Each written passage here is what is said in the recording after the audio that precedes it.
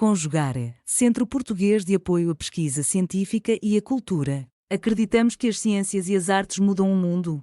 O conhecimento transforma, e isso nos motiva. Sétimo ciclo ibero-americano de diálogos contemporâneos, com o tema História, Cultura e Interdisciplinaridade. Olá, eu me chamo Isabela Aragão, eu sou graduada em licenciatura em História e hoje eu apresentarei a minha pesquisa que tem como tema Uma História de Silêncio e Luta, o Legado das Mulheres de Conforto, Coreia, de 1939 a 1945. Mas quem são as mulheres de conforto? Bom, esse termo é uma tradução do inglês Comfort Women, que é uma tradução do termo japonês Yanfu, que traz em sua base a explicação de mulheres que trazem conforto ou consolo a homens. Nesse caso, eram soldados japoneses, eram as tropas japonesas durante a ocupação e a expansão do Império Japonês pelas colônias asiáticas.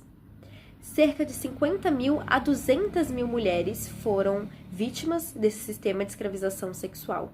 E por isso a importância de ser pesquisado esse tema e falado sobre, porque muitas dessas mulheres sofreram um silenciamento de longos 46 anos e uma tentativa de apagá-las da história, das narrativas históricas desses países, tanto a Coreia quanto o Japão.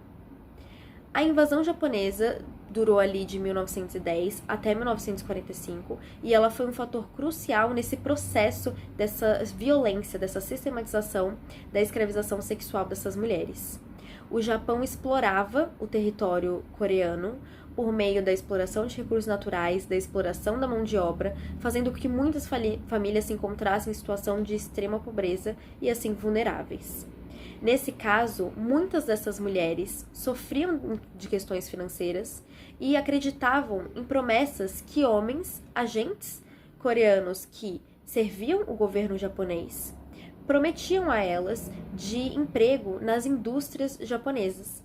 Então, essas mulheres estavam dispostas a abandonarem suas famílias em prol dessa melhora de vida, para assim também ajudar quem ficasse ali na Península Coreana.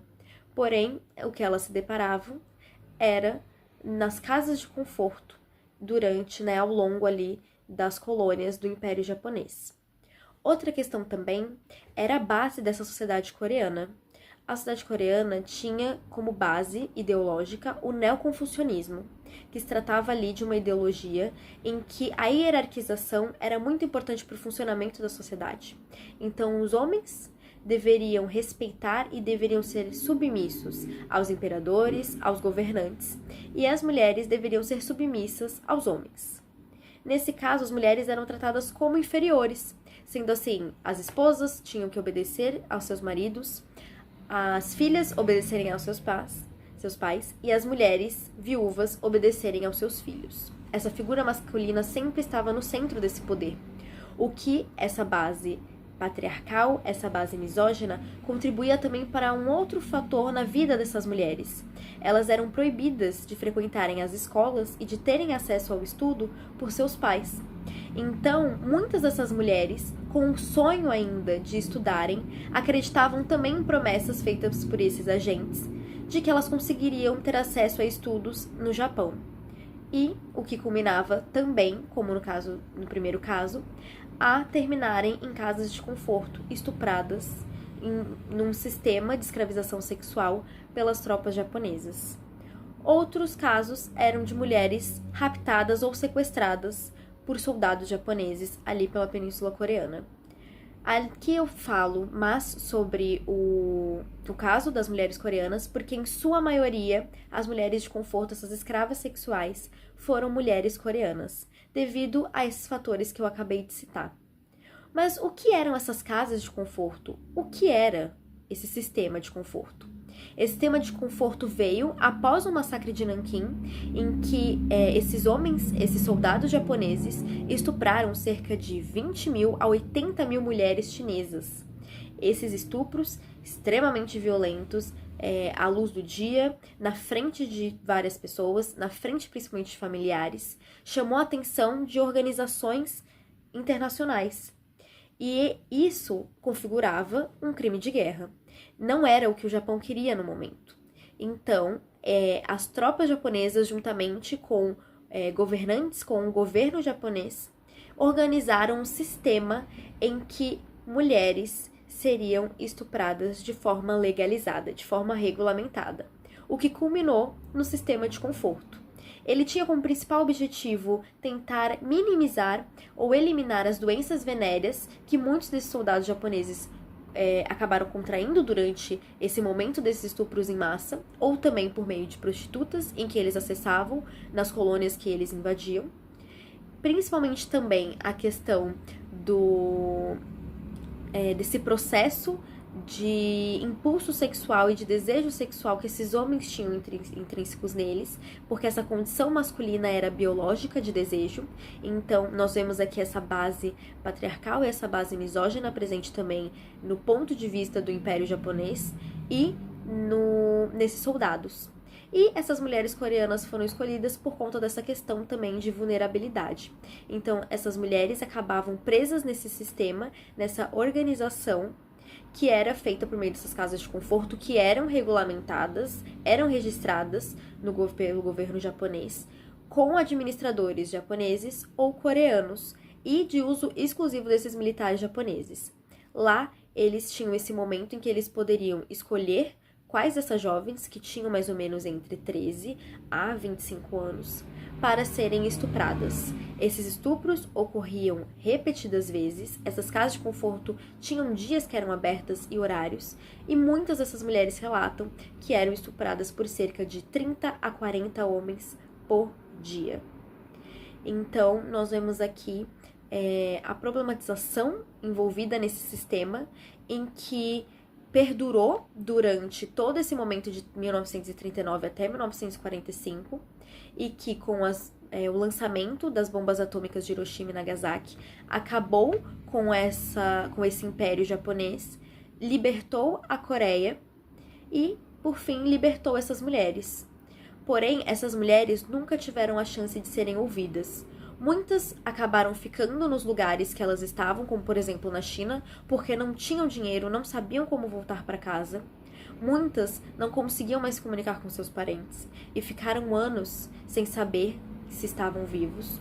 Outras conseguiam voltar para a Coreia, porém quando contavam tudo o que viveram, os seus próprios parentes a renegavam, já que elas não eram mais virgens, já que elas tiveram essas experiências de relações sexuais com diversos homens e não eram casadas.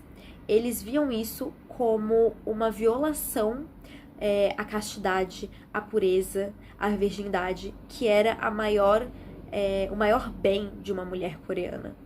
Sendo assim, muitas dessas mulheres tiveram que conviver sozinhas com todo o transtorno de estresse pós-traumático que elas sofreram e toda essa violência carregada apenas para si.